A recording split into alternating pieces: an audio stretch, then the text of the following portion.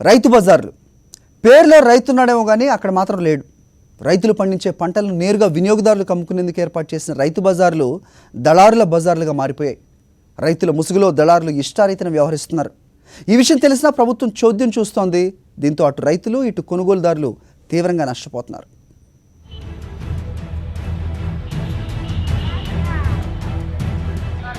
ఇది కడప రైతు బజార్. ఇక్కడ జిల్లాలో పండని పంటలు కూడా లభిస్తాయి. అది ఎలా సాధ్యమో ఈ రైతు బజార్ అధికారులకే తెలియాలి.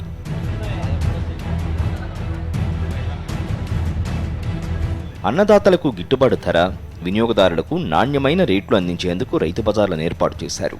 కానీ ఇప్పుడు ఆ పద్ధతి చూద్దామన్నా కనిపించడం లేదు. రైతు బజార్లు దళారుల చేతుల్లో చిక్కుకున్నాయి.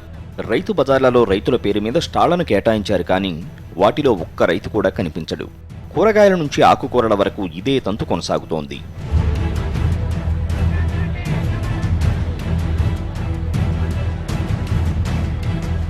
కడప రైతు బజార్లోనే కాదు, జిల్లాలోని అన్ని రైతు బజార్లలోనూ ఇలానే సాగుతోంది. దీంతో ఇటు రైతుకు అటు వినియోగదారునికి ఏమాత్రం న్యాయం జరగడం లేదు. రైతు తాను పండించిన పంటను ఇక్కడి దళారులకు అమ్ముకోవడం, వారు రైతు ముసుగు వేసుకుని మార్కెట్ రేటుకు విక్రయించడం రివాజుగా మారుతోందని వినియోగదారులు వాపోతున్నారు.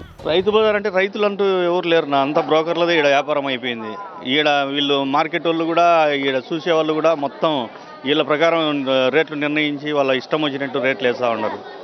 వాళ్ళ ప్రకారమే జరుగుతుంది తప్ప ఇక్కడ ప్రజల ప్రకారం జరగడం లేదు. అందులో రైతుల ప్రకారం అనేది రైతును ఎవరిని కూర్చోబెట్టని కూడా కూర్చోబెట్టరు. ఇక్కడ పేరుకే రైతు బజార్ ఇది.